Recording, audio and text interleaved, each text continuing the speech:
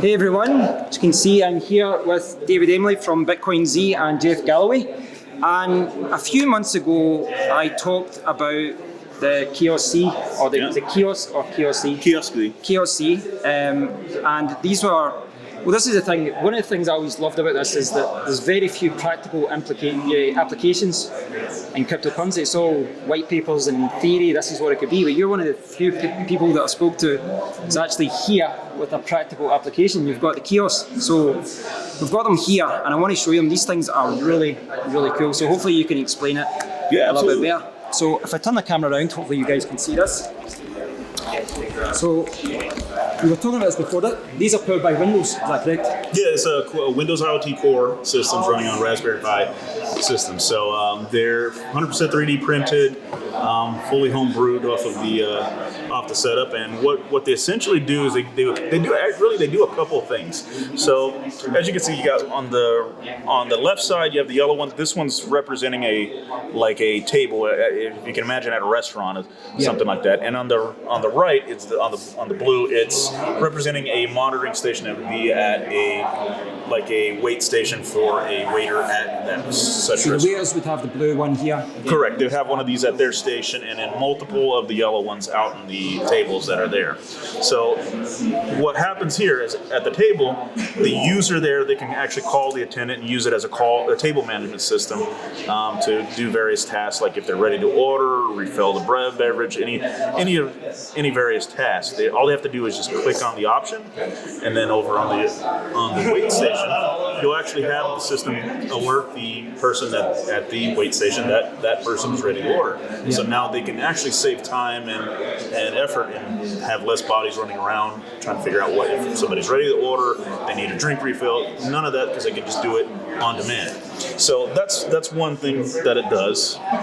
In addition to that, we also have the ability to pay in crypto for at the site. So let's say, for example, you sit down, you have a burger and a fry burger, a brew and a burger, or something like that, and then you get your check, right? You go to, let's say, okay, thank you, ma'am, I'd like to pay in SafeCoin. So I'm going to go to SafeCoin, and it's going to pull the market rate at that time, and then it's going to calculate that for you. So if your check was, let's say, $15,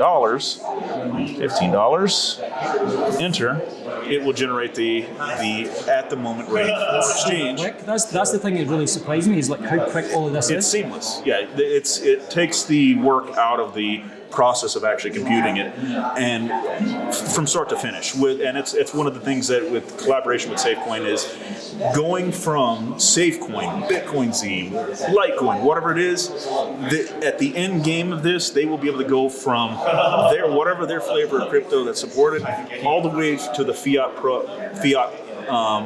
process. Yeah. Seamlessly without any interaction with it. So in this case right now, we're about to pay our ticket. It's 303 safe. So we generate the ticket, snap it with our phone. Yeah. Goes from there, and then from that point, it will go into a state of scanning of the blockchain. Once it sees the transaction go through, it will then move it to receive transaction. And another thing that's not shown on this video, we'll have to do another one soon, is it will actually print out a receipt for the customer and the merchant as a record of transaction on it. So there hasn't been a whole lot of work that we've done on this, but we're going to be adding additional features, and we'll be adding that. And then the colours are a bit funny there. I just want to hold one up. Thing is, this is so much lighter than you think it would be. Yeah. It's a lot lighter. So you were saying that this is a Raspberry Pi. It's a Raspberry Pi with a 20,000 milliamp battery power pack, and that's and you've got is that a micro B charging port? Yeah. So hopefully you guys can see that. There's a kind of micro B port down at the side. But I mean, anyone that's been in any restaurant, any shop, you're so used to seeing these large, heavy, systems. This is so light. Really, really nice. Completely portable. Yeah. And the charge time on it is roughly 10 to 12 hours. So you can get a full day's run off of a single charge on it. At the end of the day, you plug it in and start the day afresh with a full charge and back. Well, you were speaking to some Chinese gentlemen there, and they were asking about security and all that as well. Correct. And we're talking about maybe a Kensington lock, or I would suspect that most restaurants would just keep it charged at all times, probably. Yeah, most may have that ability if they wanted to do so. Yeah. It's not necessary. One thing that's distinct about this is that there's nothing of value inside the kiosk itself. Yeah. The wallet owner, the business owner, has the access to the funds, though. So Yeah. If this was stolen, it gets replaced. No funds are lost. Yeah. It's all inside the blockchain and inside the wallet of the business owner. right? So it's completely, in regards to safety wise for it, it's hard to get much safer other than just really having your wallets in cold storage and then just pulling them out once a year for tax time. That's really it. I think one of the things that I really liked about this, because I think me and Jeff spoke about this at the start, and it was a big announcement that this was going to be part, SafeCoin was going to be integrated. Mm-hmm. But Correct. the big thing about this is that it's idiot friendly. If you don't know anything about cryptocurrency, You can absolutely transact it. Yeah, you can use like a Economy app, or you can use any wallet, and really, it's fantastic, guys. I'm not sure if that's coming through in the video, but this is absolutely fantastic. It's great to see this in person, actually see it working. Yeah. So what's next for you? And obviously you're here at World CryptoCon. Well, we've been collaborating back and forth for quite a few months now, me and Jeff, to get the auto exchange functionality in place and to get that running. I think once that's in place, it's going to be a game changer in regards to when we start soliciting this to businesses, saying, hey, you can get your native currency as usual, but you can also be tapping these untapped groups that have different currencies, different flavors, and actually open up a brand new market for your business. And it won't and all doing it without being as exposed to the volatility that comes with crypto. So that's the big. Oh, they don't have to care about volatility because it's going to fiat. They don't. Right. Exactly. They don't care. Exactly. It's all they're doing is offering like another 10 or 20 or 100 different ways of accepting payment. Right. And you're opening up your avenue of business to literally hundreds of thousands of folks as this goes. Have you had any resistance, like when you spoke to restaurants or any shops, as far as just giving them an understanding of how this works and why they should have it? Yeah, a lot of it seems to be the misconception. There's a lot of... Because there was a lady there, wasn't there? Yes. She seems a little bit more in the know. She's obviously at a crypto conference. She's... Correct. Yeah. But from speaking with most people, they are concerned with how can I charge in denominations, like you tell everybody knows Bitcoin. Yeah. So, and everybody knows the $6,000 as well. You're not going to buy a T-shirt for $6,000. Yeah. So, is it denominational? Yeah. If I'm using the right words on that, and that's the biggest thing that I've in talking to folks that I've seen is just getting through them. This is even though yes the prices are scary on no matter whatever you look at, especially with the volatility on it, but you can do it. You can do it in a way that controls that, at least mitigates it to an extent, the volatility, and be able to do it at a denominable rate to where even though it's 6,000 for a Bitcoin, you can get a fraction of that. Thing. So that's trying to explain Satoshi to them and all that. That's kind of the hardest thing. Yeah. The thing so far in speaking with people, nobody's been negative to the concept of it. It's just the. I know I keep saying this, but. Not to crap on anyone else's here, but there's so many coins in terms. We've got a white paper, we've got this, but you get something tangible here that you can show people. Right. Even just when you were talking to the gentleman over there, he was talking to some gentleman over there, walked past, and people were like, "Oh, what's that? What's that?" Yeah, it's an eye catcher. Yeah, it really does. It's quite interesting. They get interested in. So from the SafeCoin's point of view as well, it's great to be associated with this and how it's going to work with the Safe Trade Exchange. Oh yeah, it's fantastic, and like you say, it's fantastic to actually see stuff being implemented. Yeah. Because you don't see that very often. Yeah. We see it in the white paper. We're going to do Yeah, this. yeah, We're yeah. going to do this. We're going to do that. There's plenty of vaporware, right? Can you show me just quickly? Yeah. See all the different areas of. I'll show you on the screen here. Hopefully, I'll get this one. Yeah. So down the left-hand side. So we have different options here for. I'll just go through the middle. The first is the home. This is the original page that the user is presented to. They go to the home thing, and it's essentially Coinbase. Or not Coinbase, but Cointelegraph is what we're using currently as the news source for this. This is open. If there's any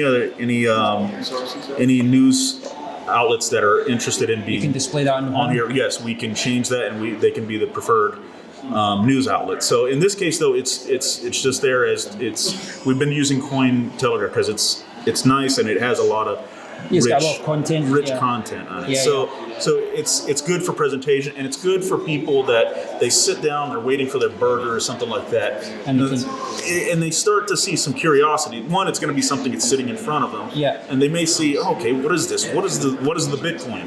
You know what I mean? Yeah. And then here they can actually get some knowledge while they're waiting for their food. In addition to that, but I mean, at this stage of the process, whether it's Cointelegraph or anything else, it's kind of irrelevant. It's really just to show exactly what's happening here. Exactly, it's some kind of a new. I know what you're saying, though, with all the graphics, all the thumbnails, it looks really good. Yeah, it's something just to keep their attention and get their attention, to draw them in to look at it. So one of the things that we have here, if you see like on the second option, this is going to be for menus for a site that wishes to have the devices there. They can actually have a digital menu on it, and that the customer can reference as they go through it. Like for the menu or something? Or a basic website. We're actually working on some more advanced features for online ordering and things like that, but that's going to be down the road. So that's the other tab. It's still loading. I'm going to skip over that. Yeah. So just to clarify, is this connecting via your mobile phone? Yes, this is tethering. Yeah, right now this is tethering, so that's why it's. But in a restaurant, they're probably using their Wi-Fi. Exactly. So we're going to cancel that so we can get back to it. So the third option is where we have the selection of the supported currencies. Yeah. And they just, as we showed earlier, we just click through it, whichever one we're going to pay, enter the amount of our ticket, and we go there. This here this is the actual list of the transactions that have occurred on the station for the day. Can see all of the Exactly. Yeah. Here we have, this is going to be updated relatively soon. This is where the blockchain, where you can actually go in and look at things on the blockchain, the Explorer. Again, it's the internet's slow here, so I'm going to skip over that. So the other option here is the settings. This is where you set up the device. Yeah. It's just password protected here we have. So get into. Sorry. Don't worry. Whenever you start recording, this is when things go. Yeah. As soon as you hit the record button. Yeah. So there we are. There we go. Yeah, so in here, under the settings, we can actually do a couple of things off of it. We can set markups for the various currencies or discounts based off of really interesting. what it is there. So if you want to encourage, if the restaurant wants to encourage people to use a certain coin, correct, they can go here and do that. And that's another thing that we're including in the freemium of this, to where. Right. Get us back around. Sorry, guys. Yeah. Sorry, you were saying. Yeah, no. So one of the things we're doing since we're giving these devices away. As free, and we're using the listing charges that go for coins that are listed onto the device to build the units and put them out there. We're as part of that freemium we're trying to incentivize them to give discounts. So if at a certain point, at a certain threshold, like 1 to 5, let's say you don't have to give any markup, you don't have to give any discount. But anything past that, we're gonna require a discount be provided. For anything over that, and that's going to be negotiable with the business. So the idea is to incentivize the adoption, incentivize the use, and to get people interested. So if you frequent a bar and you get same burger and fry every week kind of a thing, and you can get a 20% discount on that burger fry, now it's going to drive. But as little things like this, it's really going to push adoption of cryptocurrency. Absolutely. Absolutely. I mean, that's the thing. People go, I don't understand cryptocurrency. I'm like, well, you're pulling out your bank card and just, swiping things, and you don't use cash. You're almost there. It's just, It's just making it seamless. That's what it is. It's taking the scary away from it. Yeah. That's really like cool. right now they have to use SafeCoin and Bitcoin, but in the future you're going to be adding a lot. You can basically add any coin to Any this. coin that is interested in doing it can be added to it. We prefer, of course, any of the ones that are basically that are proof of work. Yeah. There's those are there, but yes, any coin can be added. We're able to add ERC tokens that want to participate. The only exception for that is if they are classified as an ICO, they are currently not eligible for that. Right. So and essentially it's any coin can participate in it, and the brunt of it goes towards further getting it out there. Yeah, developing it. Yeah, it's really interesting. And as far as it being slow there, just to clarify, what are we, 1 level or 2 levels down right now? We're in the conference room, we're like 1 level or 2 levels down. I think 27 floors in this building. Yeah, but the Wi-Fi's not great down here. So that's probably why it was quite slow there. Yeah, it looks fantastic. Yeah. Very impressive. So, from myself, David, and Jeff's actually in the corner here. Yeah, So I'm just hoping, like I know earlier you bought an $8 Starbucks coffee and I wanted a 15% tip. Will we be able to do that on this? Well, you'll be able to do it as the idea behind tipping is that as this matures, the user itself would have a card, like the waitress, and would just say, okay, if my service was, please, they would leave their tip card there. So the tip would go scan as a separate transaction. Right, okay. Yes, that way it's right. And it kind of incentivizes better service too, doing it that way. Yeah. Yeah. So, that's the idea behind it so far. So, and anybody, That's fantastic. Yeah. anybody wants to add has ideas. I'm Push this quite back. open to any ideas to make it better and just. That's the thing. I'm looking at this and I'm thinking it's simple, it works, but it's still kind of like, in the initial stages of developing this. It'll probably evolve over time when restaurants say, well, we need it to do this, we need it to do that. And there are, I'm in talks with one restaurant manager that wants to use it for its actual food prep, for the food prep requirements of the state, like state law. Right. So that's another functionality that we'll be adding. As far as ingredients, in regards calories, to how long the food has been out, kind of a thing. How long? Okay. All of these things it's stuff that it will get you shut down if you don't follow the account rules for it. Yeah. We can do it all in one shot, and we just say, hey, accept our coin, and you can have it for free. Built in. Yeah. Ish. Well, you were saying that the first few machines would be free to encourage you to use it. We're planning on the at this stage. first 100 to be 100% free, and then from that point we'll reevaluate how we're going to move forward from that point. But the idea is to get an anchoring of use and then expand it out from that point. And then we'll integrate. Like if you're going to order a burger, you show the picture of the burger and just click buy and then swipe and all that. Exactly. More advanced features are going to come fantastic. as time goes. So what's your view on this, Jeff? Because obviously you saw the earlier version. You were saying that was the kind of prototype. Yeah. This is your first time seeing the new fancy. It was a 3D printer. Yeah, this is actually, as soon as I walked up, I could tell the difference. Yes, It's considerably better. Yeah. Yeah, because you say you use paint for the original one. Oh god, the first ones, the 3D printing is I've found to be an art. Yeah. It is not easy, but once you kind of understand and get the settings down, it becomes much easier to do it. And it's been a lot of growing pains. Yeah. I've thrown away a lot of plastic, and I feel terrible for it. It's like Yeah, but when you put it in the design, you don't know what it's like until it comes out the other end. And it's like, okay, that's a millimeter off. Crap, we got to go back and. I don't envy you. Hours later, print another one after you modify it. So yeah, but it's neat, and it's the ability to do it on the fly, add functionality. It's totally worth it. For the growing pains of it is it's. We can react. I've had a lot of people say, "Why don't you just get this vacuum molded?" It's like, well, I could do that, and I can have 2,000 of these things sitting in my, in my garage, or I can dynamically on demand, print what's needed, and have zero. Well, that's what we were waste. kind of talking about this off camera. You're trying to get a warehouse or get some more space. Yeah. We're going to be expanding it probably in the next couple months to try to get that there. Right now. We have about six 3D printers going non-stop printing part components for it, and we're looking to ramp that out to about 20.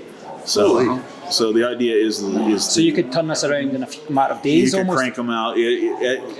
Right now, we have enough. I have enough printing power to get the trickle in of interest on it. But yeah, the idea is to be ready for when it actually starts grabbing and people will start like, okay, let's go with this. Yeah. Be able to crank out 20 of them in a week. But the thing is, it could be like a domino effect. Yeah. Where someone else who owns a shop, or you've got a friend who owns a shop, they go into a restaurant and they use this, and then you go, wow, that was amazing, and then their friend gets it, and the next guy over there. It's like we were talking about Waynesboro there, and they tell two friends, and they tell two friends, and then now you're a victim of your own success, right? Yeah. So no, it's fantastic. Very impressed, and it's one of the coolest things I saw. In fact, there's one other thing I need to show before we go away. You gave me this today. Oh yeah. You're So David gave me this today. Get this. He's been ordained. Hopefully the autofocus will work here. It's not going to. It's still zooming in on Jeff. Oh, there it's there. Very, very cool. Yeah, that's awesome. So thanks for chatting to me, Dave. Thanks again, man. Fantastic. Jeff, so I'll leave links. Help, dude. Appreciate it. Yeah, let's. Handshake's all right. Big thing. I'll leave links to all this to get more information about this. If anybody's interested, www.digitaleats.com with a Z. Yeah. It's digitaleats with a Z.com. Right. And that there they can apply for devices and go through it. The site is still being under construction, so please pardon the dust on that end, but it is still, we are monitoring it and it is functional. So you were saying that today as well, where it would be like, like Jeff's hot dog shop digital eateries. They'll have like a subdomain. Yes, once I should have just used the example you used, Aria. Right. Yeah. So once a business is approved, we also generate a subdomain for them to actually populate with their menu, so they can actually add the menu items to that and have a digital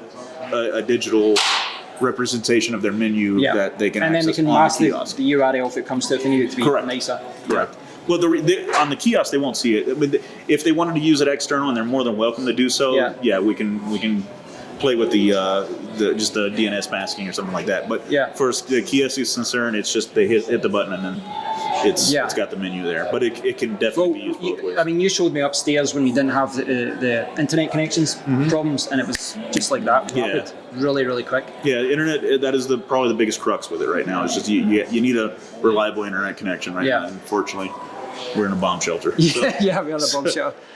Well, so guys, I'll leave information for that. I'll leave all the links below. So hope you've enjoyed the video, and hopefully I'll do a follow-up with this in a few months to see how you guys are doing with it. Absolutely. Until next time, guys. Cheers. Take care, guys.